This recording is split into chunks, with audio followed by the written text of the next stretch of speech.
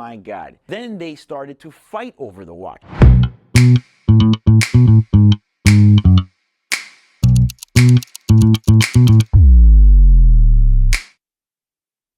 So here's a quick story that involves not just a watch sale, but it really involves 3 watch collectors. And it happened quite some time ago, but I also learned a very valuable lesson with this experience. So here's how it goes. Once upon a time, I bought a white gold GMT, one of the modern versions. I've always liked that watch because this was prior to the stainless steel version being released. I loved the watch, I enjoyed it. The thing about that watch is that when I bought it off of a very important client of mine. At this time, I had, let's say, of my 3 biggest clients, this one guy comes in and says, hey, I want to trade this watch in. I'm like, are you sure you want to sell this watch? Because it had his name on the card.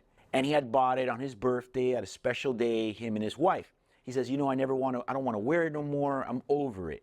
So when we took the watch in on trade, the store I was working with at the time did not want to stock the watch. I decided that I wanted the watch for myself. So I kept the watch. I used the watch for a little while, and then another one of my clients, of the top 3 big guys, number 2 we'll say, walks in through the door, sees me wearing it maybe a week later and says, oh man, sell me that watch, sell me that watch. I'm like, man, I kind of just bought it for me. He's like, man, but I really want that watch. I'm like, oh my God. He's like, you know, the day I sell it, you know, I'm going to trade it back with you. So I go and I sell now him the watch. I didn't want to sell it, by the way. He takes the watch, he uses it for about 3 months. He comes back 3-4 months later, he does a trade back into me.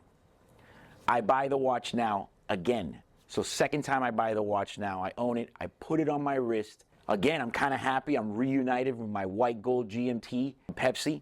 And next thing you know, one of my personal friends sees the watch. And he says, oh my God, please sell me that watch. I'm like, my God, what is the deal with this watch? I thought at times mostly it was because usually the watch that people want to buy is the one that I'm wearing. But this one, I guess, had that extra bit of black magic that people just wanted it.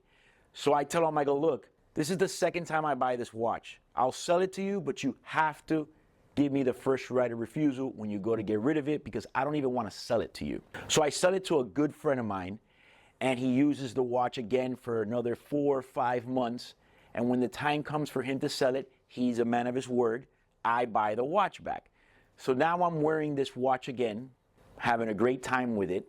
And in the middle of this, you know, the person that I was working with at the time, you know, he had an order for one on someone that, you know, a client that was important to him. And he says, do you want to sell this watch? And I said, not really. I don't really want to sell this watch. And he said, you know, maybe I can give you a good enough profit, you'll sell it. So he offers it to the guy, and something inside, I usually, when I buy and trade watches and when I keep watches, I usually go by with a gut feeling. That's kind of like the way I kind of do things. Obviously, you got to have knowledge, but I go with my gut. And something told me, do not sell this watch. I mean, it was overpowering. So I got up right as he had just texted him that it was available. I said, look, you're going to kill me, but I don't want to sell the watch. He was like, oh, what do you mean? Like, what are you doing? I'm like, I'm sorry, man. Something is telling me to keep the watch. So what happens is that, of course, we had to unfortunately kill that deal. We found them another one. You fast forward 2 weeks later. One of the clients, which is the original guy that had sold me the watch with his name on the card, walks in. And he sits down on my desk. Hey, what's going on? We start talking.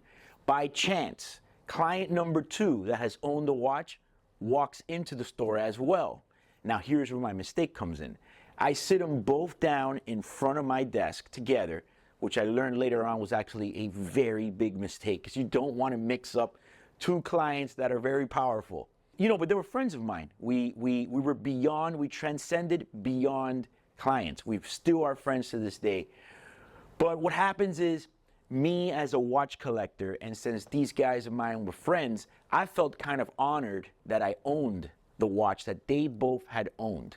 Mind you, these guys have killer collections. And at that time, my collection was very minute.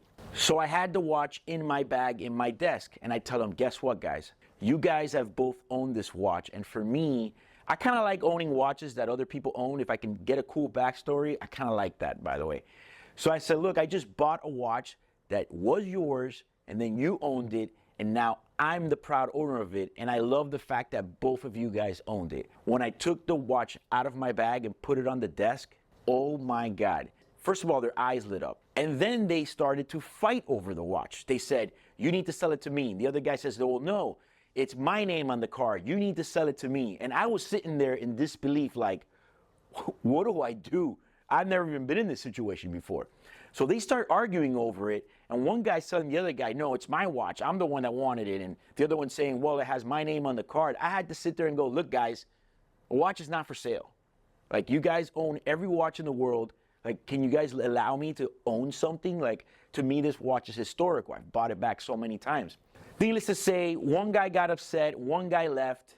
Then the other guy left a little while later, and it's crazy because one of them the next day ended up going and buying it somewhere else and sent me a picture of it. And the other guy called me and said, hey, Eric, I'm sorry I overreacted. It's okay, but when you're ready to sell the watch, please let me know. And I was like, honestly, none of you guys are gonna have the watch now. I'm putting it in the safety deposit box, and that's exactly what I did. I put it in the safety deposit box, and I just forgot about the watch. Actually, they ruined it for me. I didn't even want to wear the watch anymore. What is it about this watch that's just, I don't know what's going on with it. So it sat in the safety deposit box for about 1 year and 2 months. And the original owner of the watch, which is the name on the card, said, hey, I want to do a trade with you. And I know you still have that watch. Granted, about a week later, the second client had called and said, hey, man, listen, I don't want you to be upset about what happened. My apologies, emotions. I say, hey, don't worry about it. We're friends. It's all good. But the original guy 1 year and 2 months later says, I'm ready to do a trade, and I know you still have the GMT, and I want it back. So I did a deal. I sold it to him again. And the craziest part about it is that right now, 4 years later, I have that watch right now in my safe again. So when you do the total count, I've bought the watch 4 times. Same serial number, same watch. I don't know what it is about that watch. It just keeps returning to me. At this moment, I don't even know what I want to do with it. Do I sell it? Do I keep it? I'm just not sure. But what I learned that day was a very important lesson, is you do not mix clients on your desk.